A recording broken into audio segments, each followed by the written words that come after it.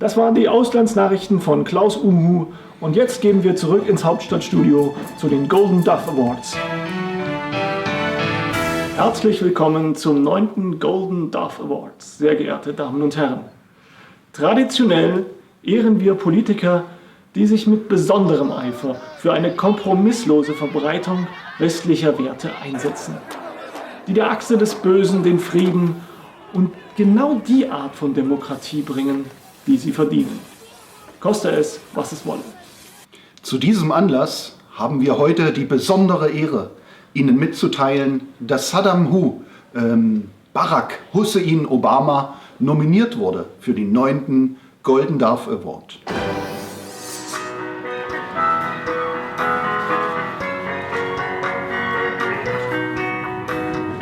Danke für diesen Präsidenten, danke für seine Politik, danke für sein Urvertrauen ohne nervende Selbstkritik.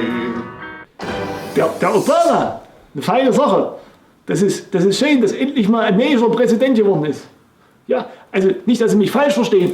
Ich hasse diese Nazi-Arschlöcher, diese Arschlöcher und Arschlöcherinnen hier, diese weit, breit und Ku Klux Klan und bäh, das ist alles nicht. Aber es ist wirklich gut, dass wir den Neger da haben. Warte mal, habe ich Neger gesagt? Nee, das ist eine Rasse, ne? Ja. Nee, das können wir nicht machen. Dann müssen wir noch mal von vorne anfangen. Leider mit weißer Mutter, aber Gott sei Dank. Mit stark pigmentiertem Vater wurde Obama schnell zum Symbol von Fortschritt und globaler kultureller Bereicherung. Eine Grundvoraussetzung für das Zusammenbringen der Völker. Eine, die dem blond, blauäugig, hellhäutigen Unterrussen Putin völlig fehlt. Durch Obamas einschneidende Politik erwachte die Reiselust der Völker zu Land, zu Luft und zu Wasser. Danke für seine Friedensmissionen, danke für jeden Gnadenstoß, danke für die Feriencamps in Guantanamo. Also, was ich von Obama halte, na, das ist so ein smarter, aufrechter, selbstbewusster und starker und kräftiger und muskulöser und männlicher und das ist jetzt sexistisch, oder? Das können wir auch nicht machen, also das müssen wir noch mal machen. Er leistete einen ungeheuerlichen Beitrag zur Beseitigung der Unterdrückung muslimischer Frauen durch den globalen, gottlosen Stalinismus in Syrien. Einem weltweiten Publikum wurden traditionelle muslimische Rituale und endgültige Heilmethoden gegen Depressionen und unsägliche Migräneanfälle lokaler Zervikalchirurgen bekannt gemacht. Danke für seine Bankenrettung, danke für seine starke Brust, danke für die Rendite-Chance, Verlust. Was ich von Obama halte, also das Obama ist multikulturell, offen, bunt, schwarz und weiß, Mann und Frau, transsexuell, schwul, lesbisch, Sommer, Winter, Krieg und Frieden. Die Verteidigung der Frauenrechte in Syrien hat Obama entscheidend vorangetrieben. Durch Wiedereinführung landestypischer Trachten konnten sich Frauen endlich wieder gegen Kälte und gierige Blicke rassistischer, frauenfeindlicher, rechtsextremer Nazis schützen. Die Befreiung syrischer Frauen vom bezahlten Arbeitszwang war genauso ein Verdienst Obamas wie ihre Errettung vor sexgeilen, Assad-treuen sogenannten Parlamentariern. Sie wurden stattdessen der Obhut ihrer fürsorglichen Ehemänner übergeben. Ebenso segensreich wurden die Menschen in Libyen von ihm beglückt. Der gottgleiche Volkstribun Obama verhinderte den Genozid am nordafrikanischen Volk, welches vom Terrorfürsten Gaddafi im Great Man River ersäuft werden sollte. Dazu hatte der Schlächter Gaddafi Industrieanlagen und riesige Rohrleitungen unter dem Vorwand der Wasserversorgung Afrikas gelegt. Zusammen mit der NATO konnte diese fabrikmäßige Ausrottung der Völker durch langanhaltende Bombardierungen gestoppt werden.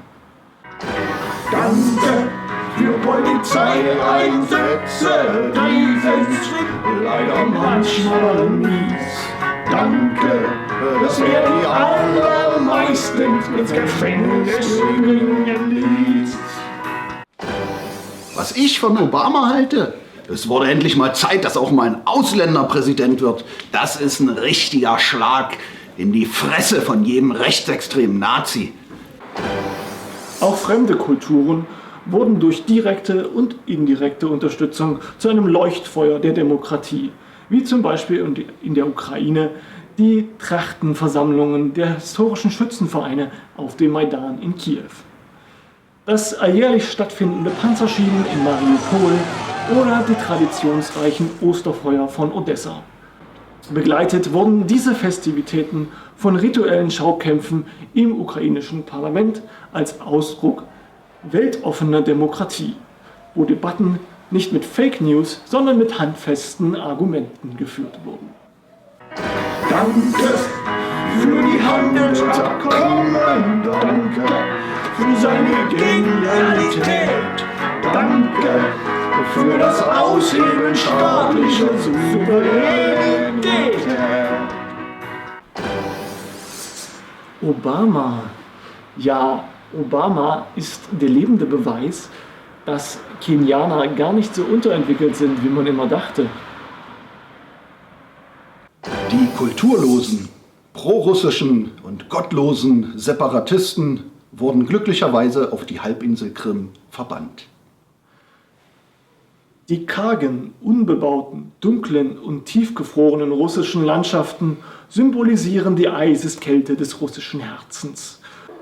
Obama half dabei, den Permafrostboden des Putin-Regimes aufzutauen, indem er den längst beendeten Kalten Krieg wieder in eine heiße Phase überführte. Dabei kultivierte er die rückständigen, hungernden, frierenden und ständig besoffenen Russen, indem er ihnen Hollywood, McDonald's und Coca-Cola brachte. Danke für die Verschwörungstheorien, danke für die Trumphobie, danke, dass er die Peripherie eingekesselt wie noch nie. Obama ist wunderbar. Als nächstes wünsche ich mir für Deutschland einen alten, transsexuellen Rollstuhlfahrer als Bundeskanzler. Und obwohl unser Pazifist Obama umzingelt war von blutrünstigen, bestialischen, angsteinflößenden Diktatoren wie Gaddafi, Putin, Ahmadinejad und dem kinderfressenden Donald Trump, so blieb er immer freundlich, herzlich und brachte der Welt Frieden und Glück.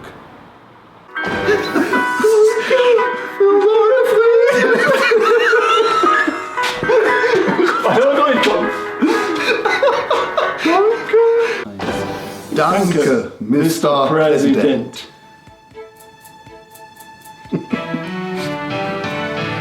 So, nochmal, oder? Was?